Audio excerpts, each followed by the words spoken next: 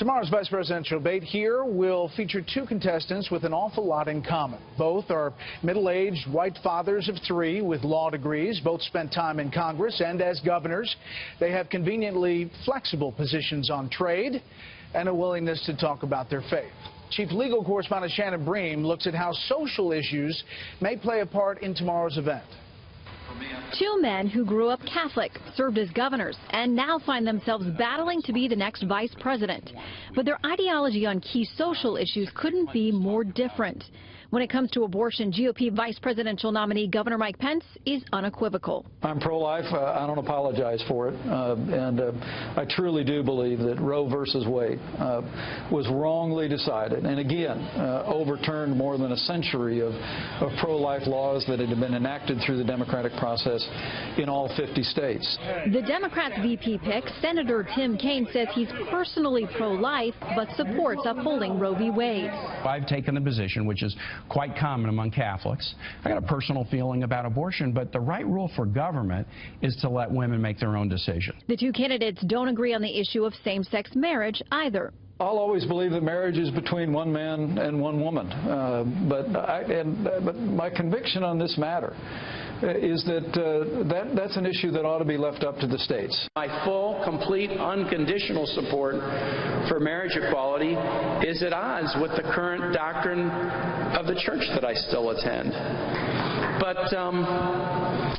I think that's going to change, too. The bishop leading Kaine's home diocese responded, quote, "Despite recent statements from the campaign trail, the Catholic Church's 2,000-year-old teaching to the truth about what constitutes marriage remains unchanged and resolute." There's a very striking contrast between these two vice presidential candidates, one who is now evangelical, but I would argue actually is much more consistent with Catholic teaching than Tim Kaine. The Pence-Kaine comparisons come just days after Pope Francis spoke out against schools teaching transgenderism, though he says the church should welcome all people with compassion and mercy.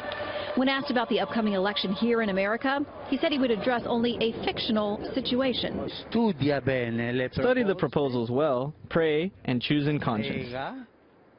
Kaine has said he supports the Hyde Amendment, which blocks taxpayer money from being used to fund abortion. Hillary Clinton has vowed to repeal it. As vice president, he would be the tie-breaking vote in the Senate should it come to that. Kaine has said he will support Clinton's decision as president, regardless of his personal views. Brett. Shannon Bream in Washington. Shannon, thank you. Fox News correspondent Jennifer Griffin and chief political correspondent Carl Cameron have been traveling with the candidates for months now. Let's get their perspectives on where we are and what we can expect from Tuesday's debate. Months. I mean, you guys have been nonstop. Jennifer, what about the Clinton campaign? What do they expect out of Tim Kaine, and what are they hoping for tomorrow night? Well, I just spoke to an aide, and Kaine has spent 4 full days of mock debate prep down in Raleigh, North Carolina. He's taking a page out of Hillary Clinton's book, and as one aide put it to me, he is a policy wonk, and he has binders full of policies that he is studying. But he also realizes this is about the top of the ticket, and he's going to try to force Mike Pence to take a position on things that Donald Trump has said about his taxes and about things he said about women. And Carl, Governor Pence has been pretty good about that. I mean, even in the toughest things to explain, he's done cleanup on aisle 4 pretty well for the Donald Trump campaign. And they expect that there'll be a good bit of that tomorrow.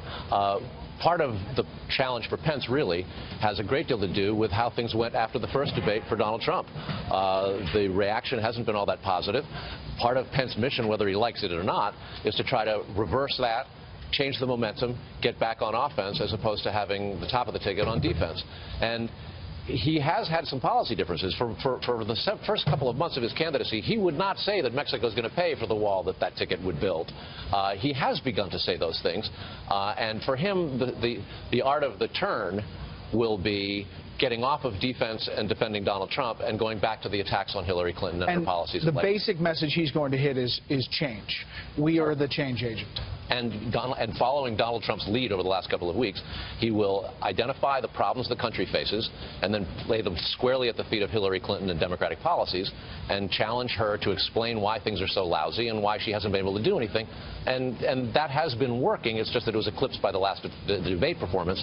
And one of the questions is, can Donald Trump keep off the Twitters during tomorrow night's debate? I think that's something that, in fact, the Clinton campaign is worried about, that they will be watching watching Donald Trump to see if he tries to eclipse his own vice president. Yeah, and the over-under whether Senator Kaine speaks Spanish? Well, you have not heard him speaking Spanish that much because they haven't been getting the response from the Hispanic community that they had hoped for when he was chosen as vice president. And how many make America great again? And secure and safe. Okay. Guys, as always, thank you. You guys are great on the trail.